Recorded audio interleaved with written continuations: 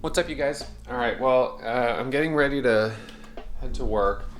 I thought I'd start this recap a little on the earlier side with talking about my plans for the week ahead, because last week was kind of a mess. I was overly aggressive.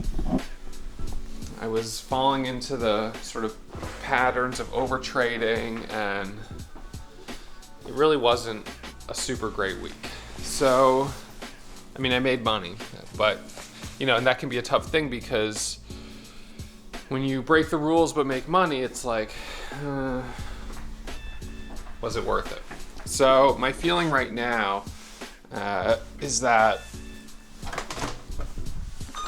starting today, I want to trade less, and I want to trade better quality setups. And I'm really conflicted about whether or not I should be trading the S&P 500. On the one hand, there's been a lot of opportunities, which has been, it's been very volatile. We know that. But on the other hand, I'm just not sure. Trying to trade the S&P 500, it's so choppy. I feel like I'm going to get myself into trouble. So my thought kind of right now is that it's better for me just to trade regular stocks that fit within my strategy. Small caps, maybe a couple bottom bounces. But I don't know. Maybe if the S&P gives a really good setup, I just don't know. I feel like that might be overtrading. It's not overtrading if I only take one trade on the S&P 500, but here's the problem with trading the S&P 500. The breakout trades that I usually go for, breakout trading strategy, it just doesn't work as well. It seems like for every breakout that we have in the S&P 500, there's 5 false breakouts. And those false breakouts, they keep crushing me. Because I size up for the breakout, I get a false breakout, and then all of a sudden with 3,000, 4,000 shares, I'm down $900, $1,000. So, I don't know. That's what kind of pushes me back towards, even though there may be some opportunities, I should just leave it alone. So that's kind of where I'm at right here as I'm thinking about it at the very beginning of the week. Having said that, I know the S&P was down big after hours in the futures market, halted down. Now, I just saw before I came out to my office that it's back up quite a bit. It's a tough market, because things are moving that typically don't move that much. And so, I think, oh, well, it's moving, it's worth trading. But essentially trading the S&P 500, you're trading against all these algorithms, you're trading against the big hedge funds, you're trading against institutional traders. Perhaps it's better to trade a proxy stock like Apple or Facebook but honestly, those ones are going to be probably just as difficult. I don't know. What do you guys think? Well, I think about it a little bit. I've got a little less than an hour to the bell. So I'm going to try to get centered, have a good day of trading, just have good trades. That's the most important thing. And whatever comes of it is what comes of it, and we'll break it down in today's recap. So let's jump into that recap.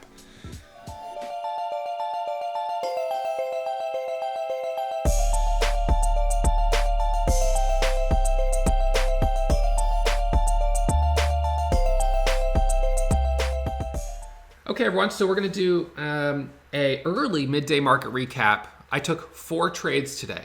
I had 3 winners, 1 loser, and as of right now, I don't know how much I made. I don't know how much I made because I chose to hide my total P&L and my open P&L. These 2 windows, the column right here, if I scroll over, we'll see it. And this top thing I hid. I did that because I wanted to focus today on just taking a couple of good quality trades and not getting too caught up in how much I had made or lost. So let's see where I finished today. That's great. $2,436.97. I'm happy with that. That's a great day. So, one trade on meds, 3 trades on APRN, and my work is done. That's it. Let's go over the trades, where I got in and where I got out. All right, so let's see. Meds was the first trade. This one was on the gap scanner this morning, right here, up 37% with a 4 million share float.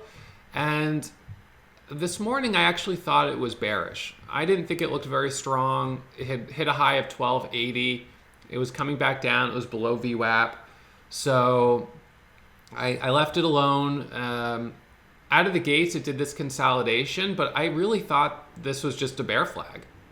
A bear flag, just getting ready for another break to the downside. So then it broke quickly and halted going up. It halted right here at 986.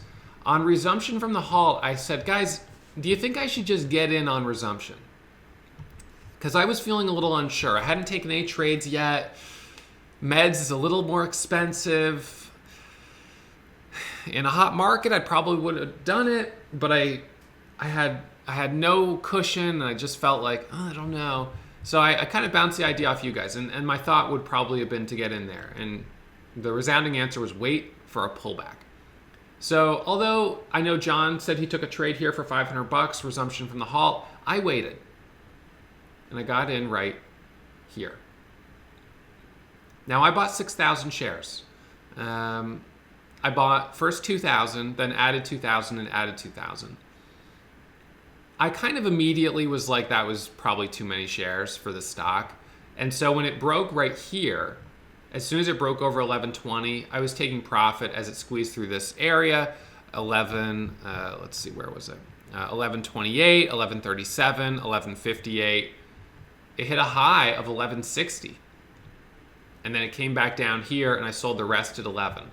So I was all out of it, the rest of it at 11. And then it actually halted coming down, which is kind of disappointing. So I thought, okay, well, if this is halting going down and it ended up coming back down a little bit more, maybe I need to ease off the throttle a little bit for my next trades. My next trade was on Hoth with 1,500 shares. I went with small share size. This was also a gapper, pre-market, up 112%. I was not super confident on it either because it was again below the VWAP. Let's not do 10 second. We'll do a 1 minute chart. So it was below the VWAP, and I thought, I don't know. I don't think I can trade this. So I left it alone. In fact, it ended up squeezing from 6 all the way up to 7. But I said, don't chase it. Wait for the pullback. Right here, it looks like it wants to break over 50. I would maybe trade it with like 500 shares just for that. Well, I'll leave it alone. I'm going to hold my hands. I don't want to overtrade. So let's just see what this does. So this, now see, that's very interesting. And this is where I'm glad that I at least had the presence of mind that if I was going to trade it, I would have only done 500 shares. But this is what we're seeing more and more in this market, where we're seeing these kind of false breakouts. Now, some of them work, and then all of a sudden they rip, but false breakouts are not uncommon right now. So anyways, my first trade on Hoth was right here for a break over 6. It hit a high of 604, 608, and then came back down. I stopped out with a tiny profit. Then I got back in right here for the break back over 6, and it squeezed up to a high. Actually, so that was a winner. Then I got back in at 6 and stopped out at 585. Then it broke, and I got back in at 609, and it squeezed up to a high of 650. I added at 636. Took my profit up here at 650. And with that, I said, all right, I'm done for the day. I'm trading now for the foreseeable future from my house. There's a lot more distractions when I'm trading from my house. And I just kind of felt like at this point, after having kind of a rough week last week, it makes more sense just to try to be consistent, green, trade a lot less. And so this is the least I've traded since last Monday. Actually, it's the least I've traded since probably like 2 weeks ago, because last Monday I traded a lot. So I can load my layout here. Let's see. Hang on, let me put this down here. So load layout, load predefined layout. Wait a second. I'm trying to load the layout. That's weird. Well, now I can't find the layout that's my regular layout. So all I really need to do though is just move this over. This is how I would usually be looking at it, and I would usually have my P&L up here. But just for right now, I'm just, not that I think this is a permanent thing, but for right now, I was like, just focus on taking good trades and don't worry about how much you made. So when I take a trade, if I take ZVZZT, which is the NASDAQ test stock, it'll show me, let's see, I buy here. It'll show me how much I'm up or down currently. And so I'm kind of basing my trade more on that. You know, if I see that I'm up, okay, fine, I can take some profit. If I see that I'm hitting my loss, I can bail out. Whereas sometimes I would look at this and I'd be like, well, if I'm up this much, that means I can hold till I'm down a little bit more. Or sometimes I would say, well, because I'm up this much, I should be more aggressive on my next trade. And so I had no idea how much I made on meds when I took the Hoth trade. And I think that that's a good thing, because I might have been more aggressive than I should have been.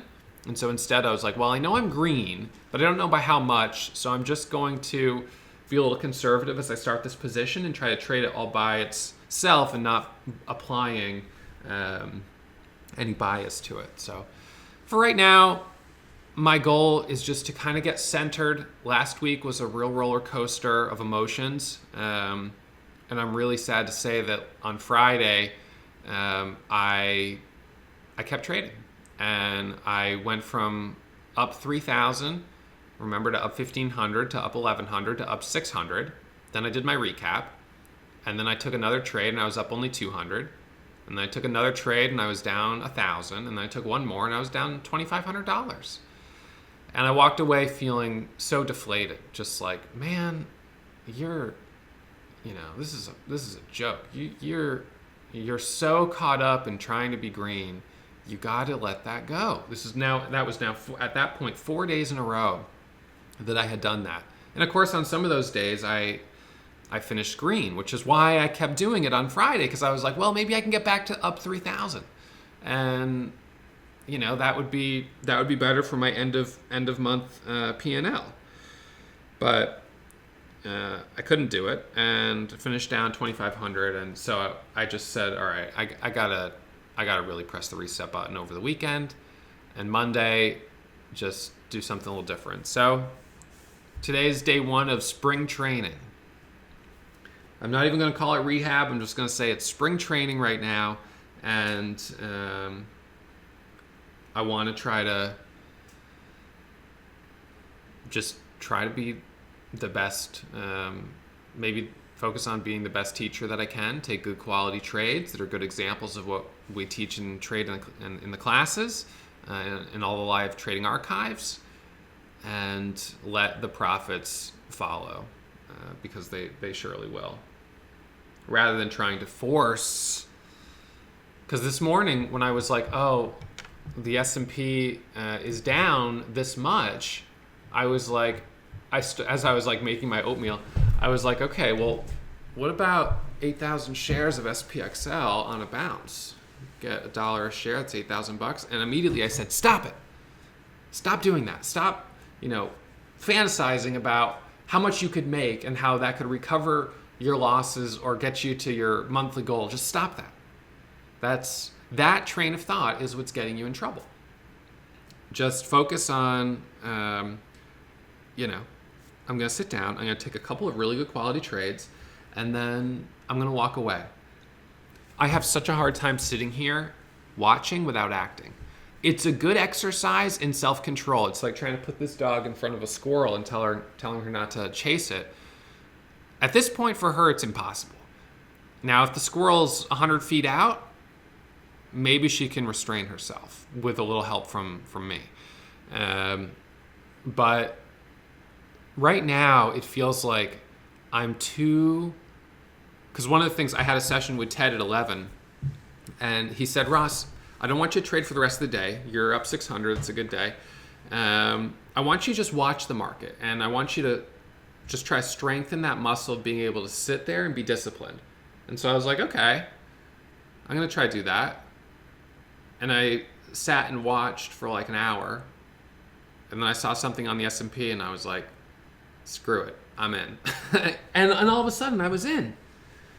And so I was like, okay, when I talked to him this morning, we had Mindful Monday for Warrior Pro students who are part of the, as part of the Warrior Pro classes, we have Mindful Monday, which is Ted and Diane, the psychology team here at Warrior Trading. And I said, Ted, I feel like right now I'm too amped up to sit and watch. So because right now it's more important for me to just have a couple of days of clearing the slate, I'm not going to try to sit and watch today.